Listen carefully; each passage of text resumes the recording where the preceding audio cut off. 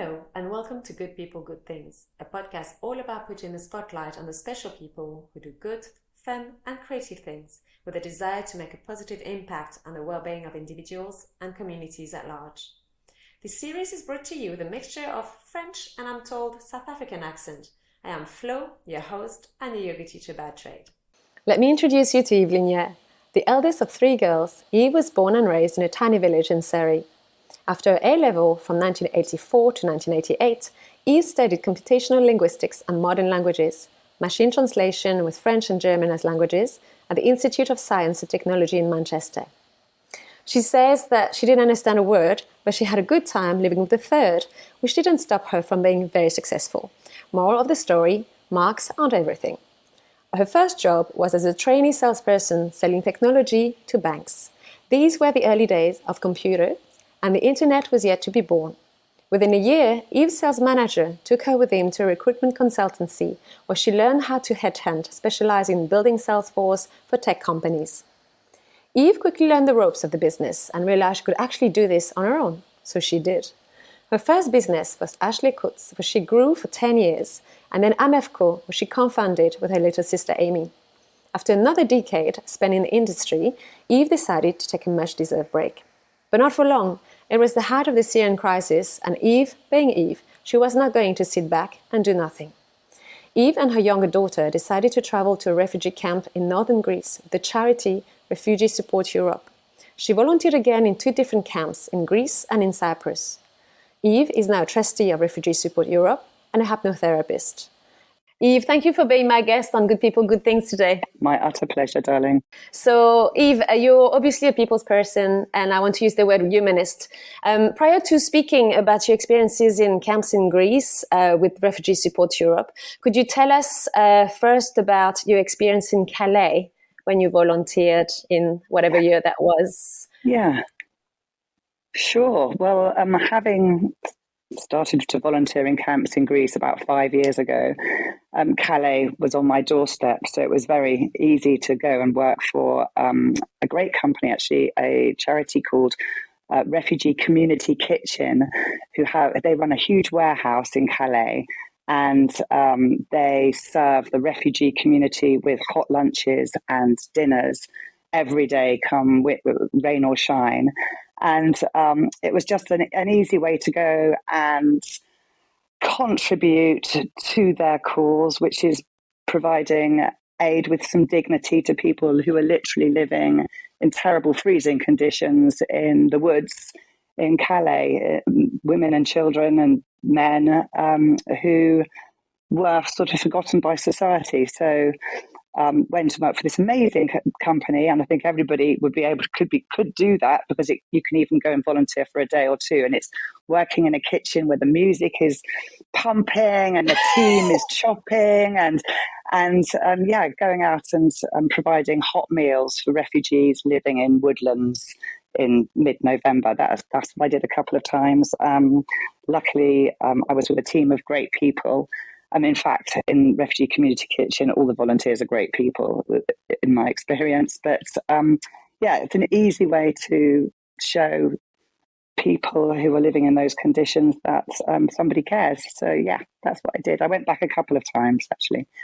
But you also inspire a few of your friends to join. Yes, I took my daughter's friends and all my friends. Once you've done something like that and you've actually met the people that you serve, I think it's almost, it's very difficult not to do it again. So I kept returning, and then I went and worked in the refugee camps in Greece and Cyprus. Which brings us to speak about Refugee Support Europe. Refugee Support Europe is a charity which was founded in 2016, whose goals are to provide aid with dignity. From your experiences in refugee camps, Eve, could you tell us about how this ethos translates in concrete terms? Right. So I suppose I could ask your listeners to use their imagination, really. So if you could imagine going into a refugee camp, which has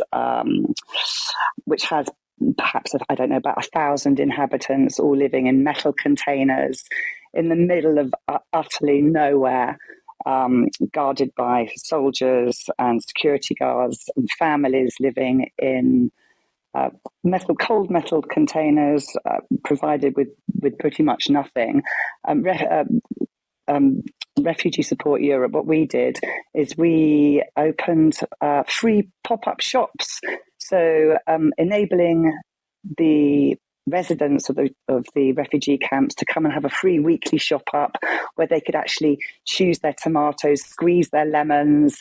They had a certain amount of tokens, which were actually monopoly money, and depending on the type of person you were, whether you were a pregnant woman, a child, or an adult, you'd have a certain amount of printed money which you could come in, and it would enable you to have a dignified shop up, and run totally by volunteers who would serve those customers as if they were customers in a Waitrose situation. So serving those people with dignity and respect.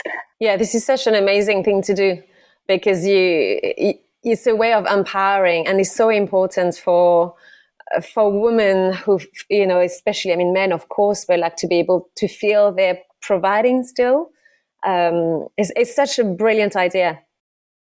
Yeah, it's fantastic. And when your clients, the refugees, come in, once they've got used to the system, and when they come in and they actually say, "Oh, the tomatoes look a bit off. Could we have any? Do you have any fresher tomatoes in the back?" You think, "Hallelujah!" They're being like normal clients in a normal supermarket setting, and then you've been successful. So yeah, it was fantastic. So I went with my daughter. We volunteered for 3 weeks in each camp. And we could see that the direct impact was making people feel that they were cared about. And in conditions like that, to be provided with some type of aid with dignity, rather than just a charity shop out where you give a plastic bag full of food that perhaps culturally isn't right for them, or that doesn't meet their sort of tastes or needs, for them to have choice, freedom of choice, to choose which tomatoes or lemons or rice, or in the case of the young lads, they quite often wanted a packet of chocolate biscuits. That was a bit disturbing because if you see a young 17-year-old boy who literally has fled war without his parents, who has no idea what nutritious weekly shop up is, but then that's freedom of choice, So it was great. And did you manage to communicate to some extent with these people? Because of course they come from all parts of the world. Absolutely. Body language is international without barriers. So I think the volunteers that work for us, that come to volunteer with us, it's all about serving with a smile, being helpful by helping them weigh their foods out, having a chat, talking to the children, playing with the children where the parents choose their food. It was a lovely environment, and the way we managed it was each family had a time slot, and we give them 20 minutes per family, so plenty of time, no rush, no stress, because they'd come from very stressful situations, and in fact just living in the camp would be considered a very stressful situation. But just to have a bit of normality in a beautiful shop where even the tins, we position the tins immaculately, so all the labels were facing front, and everything was totally beautiful and fresh, and also bought from the local environment, so we were supporting the local economy, which engendered a better feeling towards the residents of the refugee camp.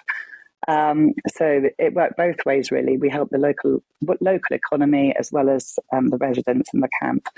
So yeah, it was good. It was fun as well. I'm amazed when I hear you talk, because it's like there's this like enthusiasm and this like joy which you don't expect to.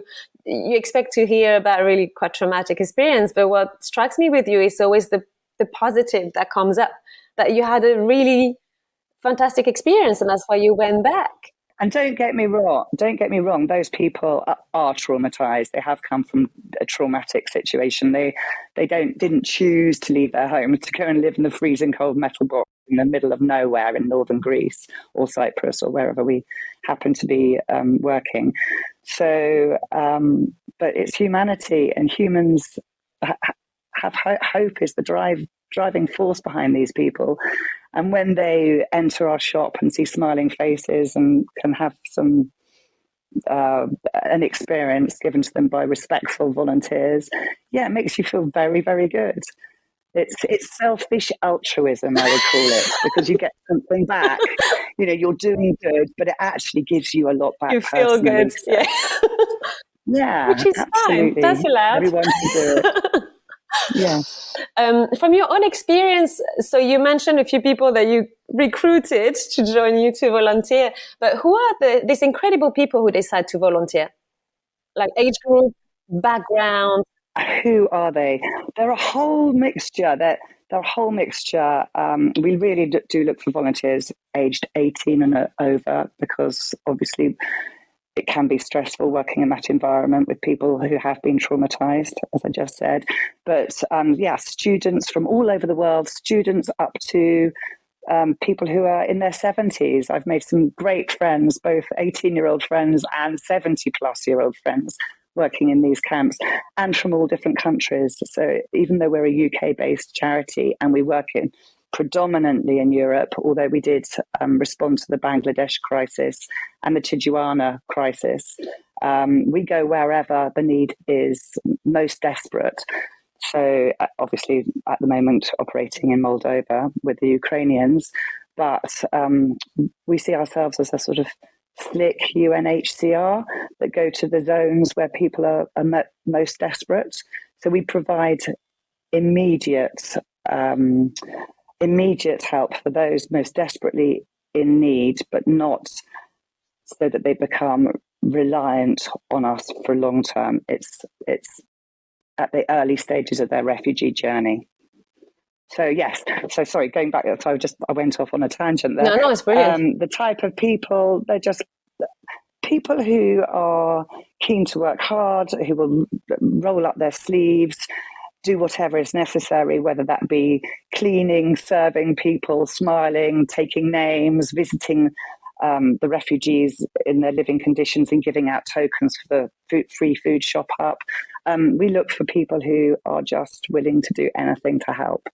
So you can be 18 or 75 to do that, or 85 if you're physically fit. But you do need to be physically fit, I'd say. Yeah, because it's physical. It's just a physical role. You need to lift, carry, to walk. You have to like people as well, and you have to be able to smile at people all the time. So it's like that. And usually, so like you said, Calais was closer. I mean, it's a different charity, but so you could go for 1 or 2 days. But when it's as far as Greece, do you have a minimum amount of time to commit for? So you went for 3 weeks. Was it the minimum amount of time we ask volunteers to commit is 2 weeks? Because by the time the first week was really training and to understand the systems and the processes, etc. And the second week, you're as slick as anything. You're a total professional. So anything more than 1 week, 2 weeks is great, but 3 weeks would be ideal. Calais, as I said, if you can chop a tomato or an onion and still have a smile on your face and work hard, then in Refugee Community Kitchen, that could be as small as 2 weeks. But I don't want to just talk about Refugee Community Kitchen. There are all sorts of fantastic charities that operate in Calais. Dunkirk is another crisis area at the moment. In fact, yesterday we had a video call with all the trustees at Refugee Support to talk about what we could do in Calais and Dunkirk. It's crisis zone there at the moment. They've got 2,000 people living in woodlands being pretty much tormented daily by the police, and of course the temperatures are plummeting, and it's a scary, more of a scary environment over there, I should say, from police brutality and the general feeling towards refugees there. So, but these people are human beings that need care and need food. Otherwise, we're looking at another humanitarian disaster like it was when the Calais jungle was at its worst. So that's happening again right now, but people are not talking about that. What makes the headlines, what doesn't, is still a mystery to me. So you mentioned you're a trustee of at Refugee Support Europe. What does your role involve, more generally speaking? Right. So I have taken on the gauntlet more of sort of fundraising for Refugee Support Europe. Not that I come from a fundraising background, I come from a recruitment background, but it seems that I've become more involved with the fundraising aspect of that, because without the funds we can't operate. So I'm very happy and proud to have been asked to do that. Not that it's just me that does the fundraising. All the volunteers that go to volunteer in the camps, in the dignity centres that we now run, and I'll come on to that if you like a bit later. But all the volunteers, they fundraise before they go, and during and after. So it's the fundraising is volunteer led, event led, birthday fundraisers. People do marathons. My daughter actually did a Tough Mudder at the weekend and managed to raise nearly £3,000, so that was brilliant. That will go a hell of a long way to feeding a lot of people, and keeping our centres open. But yeah, so that's what I do really. And then of course my big event that I want to talk about. Yes, when you're ready. let's talk about that. So yes, now I'm ready. So you're organizing this event called Dignify, and it will take place in Balham on Thursday, 27th of October. I'll put the link in the caption, obviously. Tell us about the night. So the night is being held at the iconic Bedford. The Bedford, it's a beautiful pub with a sort of a round auditorium with a disco ball, beautiful velvet type interior, curtains, and a stage on the front where Adele and Ed Sheeran once performed. And so we're holding this event, and it's called Dignify. And it's like a mini Live Aid, I suppose. We've got 3 bands and a drag act and a DJ until 1:00 in the morning. Tickets are £50. I know that's quite a lot of money for people at the moment, but £50, I think, is not such a huge amount when you look at the type of evening with 3 bands and an amazing entertainment. But that £50, more to the point, will go a long way to helping refugees, mostly Greece and Cyprus, and now in Ukraine. So yeah, we're doing that on the 27th of October. We expect to sell about 300 tickets. We've sold 178 so far, with a month to go. So yeah, hoping to have a full house.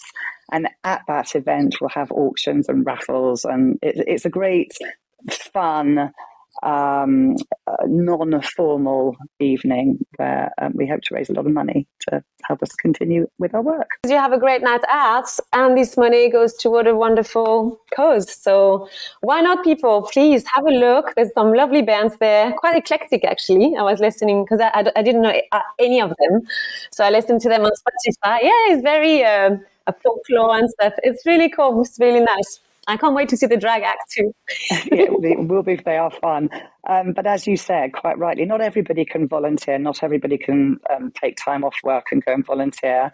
So this is an easy way to show that you care about these people. So hopefully it'll be worth a trip to South London, to Balham, 27th of October. And I'd love to be able to promote a link somehow on this if I could. But our charity's website is www.refugeesupporteu.com. So that's where you'll find the tickets.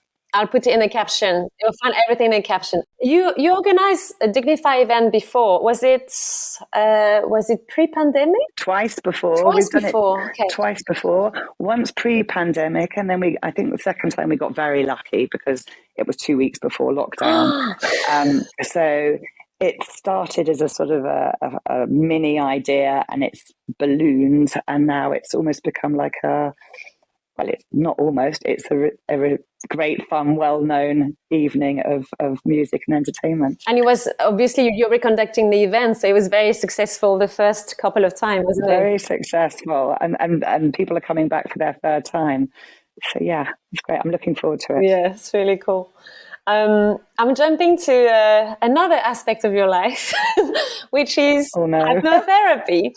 So during the pandemic, you actually qualified as a hypnotherapist. I did. Which is another way to help people in various areas of their life. So, and that's very practical stuff. You can help people quit smoking, giving up whatever bad habits, or learning to deal with stress, anxiety, and stuff like that, very like day to day, that can be quite, how can I say, hindering, to say the least. What prompted you to dive into the world of hypnotherapy? Well, you can probably tell from my very deep, croaky voice that I smoked all my life. So I decided I didn't want to smoke anymore. So went to see a fabulous man, Tim Smale, who's a hypnotherapist. And hey presto, I came out as a non-smoker.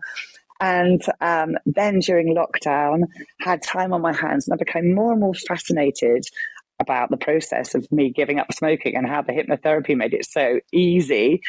This was 18 months ago. I haven't touched a cigarette since then, nor will I ever. And I called my hypnotherapist and said, I'm a people person. I was a headhunter for 25 years. I like working with people. I understand that hypnotherapy can help people in all sorts of ways, predominantly with habit changing or anxiety or phobia, etc. Do you think I could be a good candidate to learn hypnotherapy? And he said, absolutely. So I enrolled with the UK College of Hypnosis and Hypnotherapy, and in January graduated with a diploma in cognitive behavioral hypnotherapy. And since then, I've only had success. I find it still quite crazy how it works, but what I love about it is unlike other therapies where perhaps you have to go every week for many years to be able to get to the bottom of a problem, and I hugely respect that type of therapy too, by the way. With hypnotherapy, if you have an issue or a behavior or a way of thinking that you'd like to change, you can be successful in doing this in, perhaps as little as once, or maybe 2 sessions, or 3 sessions maximum. And to date, I've worked with people with needle phobias, with bad habits that they want to stop doing. For example, a 42-year-old lady who sucked her thumb till she was 42 and no longer does, or have thumb suckers, skin pickers, smokers, other addictions, also phobias, driving test anxiety, all sorts. But yeah, so I love it because it's a way of helping people, but seeing really quick results. So it's just a win-win situation. It makes me feel great, and I find it absolutely fascinating. And obviously, it helps my clients to change their ways of behaving or the ways of thinking. So yeah, I love it. It's my passion. Yeah, it's phenomenal. Like you say, it's very encouraging for people to know that the results can be so fast, because it's an investment, but it's not that much if you consider how quick the results are. Something that have been dragging along for a decade. Short, sharp success. Exactly. It's incredible. Once you get to know how the mind works, you just know how to use the mechanism for a specific purpose. And then you're on a journey. Myself, I'm on a journey of learning now. So I just want to understand more and more how it works, and I'm learning. Every single person has a different issue, so I've realised that one hat doesn't fit all by any means. So yeah, it's a constant learning curve for me, and it keeps me excited and motivated. Very fulfilling. You think you're going to go on to do specialist courses? I expect so, because once you do one course, it leads you on to all different sorts of courses. But yeah, probably. We'll keep our eyes open. But so where can we find you for hypnotherapy? Do you have a website? Well, you can find. This is really embarrassing, Flo. This is not right now, but I haven't actually done a website yet. Okay, that's the prompt that you need. I need to do that, but all my clients have come by referral. So I work with somebody, and then they'll recommend me to somebody else. So I haven't really needed to do that, and I've looked at other I know I need to do it just as a landing page. For example, now I should be able to tell you what my website is, but I don't. I have an email address. Fine. Now you're going to have to do it. I am going to have to do it. But yeah, all my clients come from word of mouth, and that's quite good in a way, because it means that they come with positive expectations, and that helps. I mean, referrals is the best. It's the best because the trust is there, and it's just. Yeah, for me, It was always like referrals were the best way of getting to get more clients as well. Yeah, and really, what I should do is a bit of self hypnosis to make myself do the website, but it's cobbler's shoes. I didn't know you could do that. I promise I will do it though. Yeah, you can. All hypnosis is self-hypnosis. Hypnosis isn't about me doing some magic to my clients. It's about guiding your client into a different way of thinking, feeling, or behaving. But actually, it all comes down to your client. So all hypnosis is self-hypnosis. It's not magic done by some crazy person in a pointy hat. Yeah. Still come across as a bit magic, but I know what you mean. Yeah. That's all rubbish. You'll give me maybe somewhere where people might be able to find you. Yes, like an email address or something I can share, right? Okay. Yes, I can do that. Do you want me to give you that now? You can give it to me later, and I'll put it in the caption as well. Okay, darling. One more thing I wanted to talk about is that you were mentioning, of course, the crisis in Ukraine, the war in Ukraine, really. You also got involved not only through the charity, but you got involved very personally, very tangibly, because since July, you've opened up your home and you've welcomed into your home a Ukrainian mother and her toddler. Yes, I'm now like a granny. I'm like a granny who isn't actually the grandmother, so I can give that toddler back. But I mean, I love them both, and they've been here since June the 6th. They come from the Donbass region, a place called Svatovo, which is actually occupied right now by Russians. In fact, Ina, who's the mum, was in a terrible state last night because the Russians have got the keys to her flat where she's built her life, and with her husband, who is incidentally still in Ukraine. So she's sort of waiting today to find out whether they're just going to take everything, all her belongings. But in a way, that's not important to her. The important thing is that the Russians don't take their territory, so she has a country to go back to. But yeah, she was very brave and came to live with me just over 3 months ago now. And I have to say she is part of our family, and I will be sad to see them go when they do go, although very happy if they can go back to their own country. Of course. Yeah, and actually, Ina, who's she's quite shy, but not when you get to know her like all shy people, but she has agreed to stand up, and I didn't even have to get her to agree, actually. She volunteered to stand up at Dignify, our music event, just to tell people a little bit about what it's like to be a refugee. Can I tell you a little bit about her story? Please do. So she had half an hour to pack everything necessary to leave home with a toddler and her husband. In fact, she was 18 months. Erica, the toddler, was 18 months at the time. Half an hour to find all her documents, passports, qualifications, etc. Everything that she could carry physically in one suitcase. Can you imagine doing that flow from your house? Half an hour notice. And then literally traveling across the country, absolutely frightened about the future, not knowing where they were going, believing that her husband was going to cross the Polish border with her because he made her believe that, because otherwise he knew she wouldn't go. And then at the border saying, sorry, darling, I'm not coming with you. And then literally pushing her across the border and saying, your job is to keep that baby safe. And then literally at the border, then having left the husband, having to wait there for a week because it was so overcrowded with other women and children trying to cross, then coming over to Poland. And then, she stayed in Poland for a while in a situation which wasn't exactly great to be with a baby. And then, it just happened by luck, really, for both of us, that I met her other daughter, who's a 23-year-old, who was working in a bar in Dubai that I used to frequent, where I had a few cocktails in there one night. And I met her other daughter, and she told me about Ina, her mother, being stuck in a terrible situation in Poland, etc. And I said, well, she can come and live with us. And after we went through the application process with our UK government, she arrived here 3 months ago. So people say, oh, isn't she lucky? But she's not lucky. She hasn't seen her husband for 7 months, and she came with one suitcase, but actually it's worked out incredibly well, and I'm very happy to have them in our house. makes the house quite lively having a toddler, Yeah, as you I'm know, sure. Flo, not long Yes. ago for you. It seems, But, not so long ago, but yeah. still we passed that phase now. But how, concretely speaking, so to be able to have Ina and her toddler coming over, what was the process? Like, is it crazy paperwork? It wasn't too bad. It really wasn't too bad, because I read so much on in the media about how slow the process was. When I say it wasn't too bad, it still did take about, I think it took about 5 weeks to get her over. And also, I just had a hip replacement, which makes me sound ancient, and I'm not.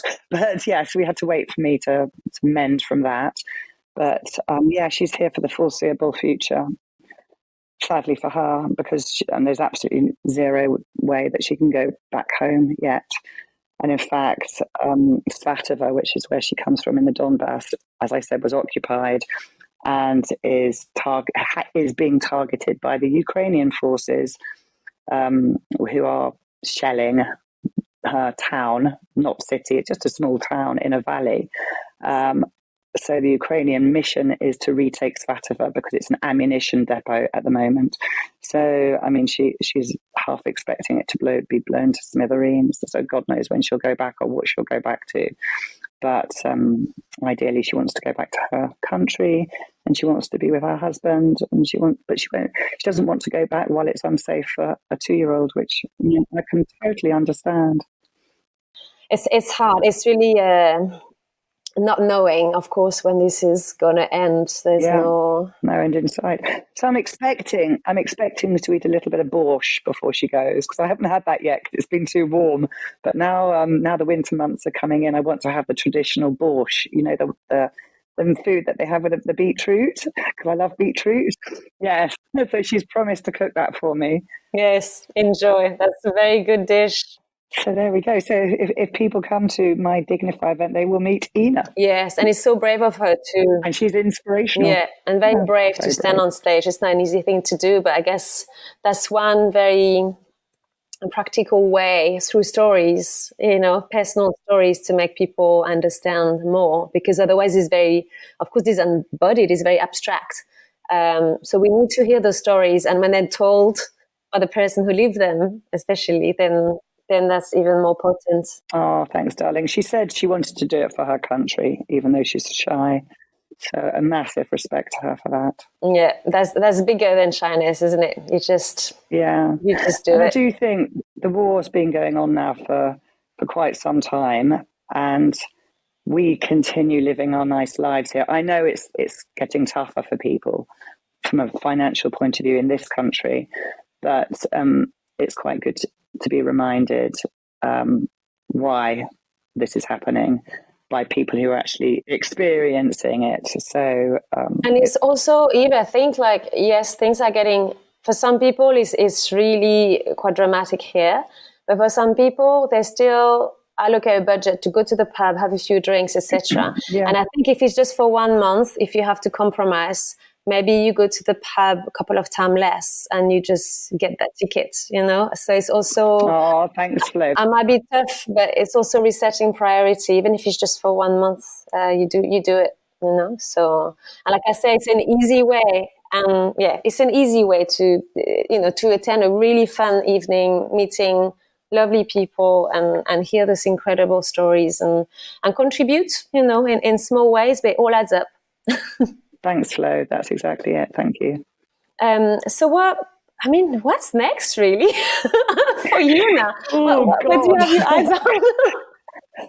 Got to calm down a bit. My life seems so action-packed.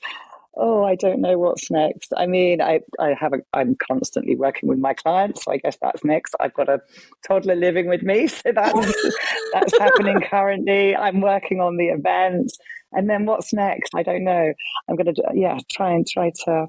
Well, see, I'm sure something will come your way. Calm down. It probably will. It always seems to find me a bit of action. So, yes.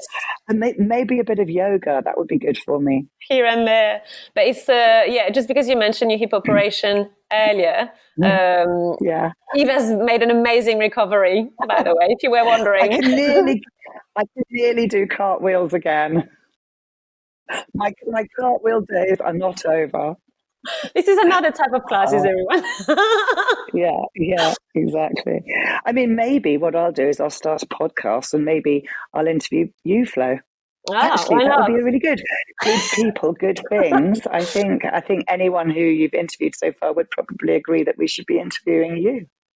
Well, you're very kind, but compared to what you do, my little contributions are just so insignificant, you know? Well, that's absolute rubbish, Flo. You're very bad at singing your own praises. Well, that's very kind. Maybe we... Just to let all the listeners know here, Flo is not responsible for my double hip replacement. Thanks. Definitely not. It's more to do with genetics, I think. And Flo, you are a good person and you do good things constantly. And you do that via your yoga as well. So, I think it'd be a very good idea to do a podcast on you. Will you do it? Can I interview you, Flo? Put you on the That's spot. very kind. Okay, now I'm going to disappear into a hole. I'll resurface later. No, but that'd be really cool. I'm happy. Why not? Let's do it. Yeah. I mean, my palmarès, I don't know how you say that in English, my trophy list is not very long at all. So it's going to be probably 10 minutes of podcast, but we can do that. No, rubbish. You spread the love in your yoga classes. We all know that. Thank you, lady. But guys, so all the information that you need to know about are going to be in the caption. So please check that out. If you happen to come to the evening, please get hold of me directly because I'd like to meet you and I could introduce you to Eve perhaps. So please, reach out. We're trying to create communities here. That's the whole point of the podcast. So don't be shy. If you're booking a ticket, just DM me and we'll just, get acquainted. That'd be really nice. The last hard sell, lots of lovely, friendly people will be there. So even if you come on your own, I know people on that list who bought tickets and they're all fantastic fun and it'll be a great night. So anyway, I'll be quiet now. Carry on, Flo. Yes, no, it's good. We need to, it's good to bang on about those things because they're good things. So that's all right. Yeah. Eve, a big thank you for allowing me to interview you today. It's been such a pleasure. Thank you for having me. To find out more about Refugee Support Europe and also to book your tickets and to the Dignified Night, head to refugeesupporteu.com and to contact Eve if you'd like personally for hypnotherapy or maybe her work with the charity as well. You can use this email address, that's Eve@Amevco.com. Eve is also on Instagram with the handle Eve Linieres, it's all in the caption. And actually, Eve also kindly put the link to book the Dignified Night on her bio. Bye for now, have a good day, and thank you for listening.